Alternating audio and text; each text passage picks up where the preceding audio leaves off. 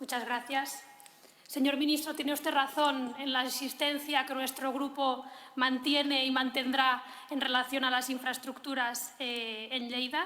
Esta función de seguimiento, de vigilancia y de, déjemelo decir así, de dar prisa al Gobierno para que se mueva. He terminado mi intervención pidiéndole su compromiso inequívoco con la necesaria mejora de las infraestructuras en Lleida. La verdad es que no nos ha aportado mucha información nueva. Ya conocíamos el repaso que usted ha hecho. Sin embargo, sabemos por experiencia que ha existido una importante diferencia en lo que se ha previsto en anteriores presupuestos y lo que efectivamente se ha liquidado. Le voy a poner el ejemplo de las rotondas de Juneda en la Nacional 240, que han estado previstas desde el año 2015. Por ejemplo, en el 2018 estuvieron previstas con una partida de 4 millones de euros y que, sin embargo, a día de hoy no se han ejecutado.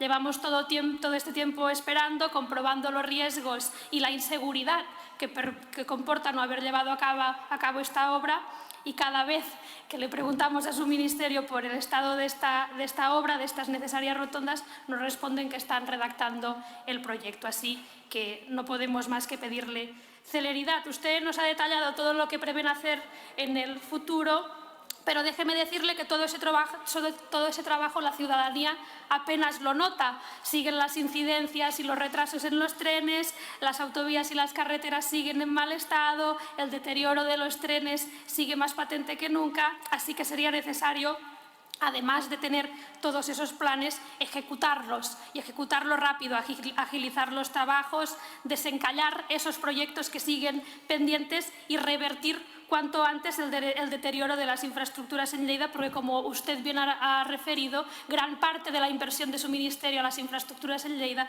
es para su mantenimiento y no así para la mejora, para la innovación que esta red ferroviaria y de carreteras requeriría. Entendemos que la pandemia nos ha puesto a prueba a todos, también a los gobiernos, que puede haber provocado cambios en las prioridades, pero no se puede usar como excusa para problemas que no son coyunturales, sino que más bien son endémicos. Muchas gracias.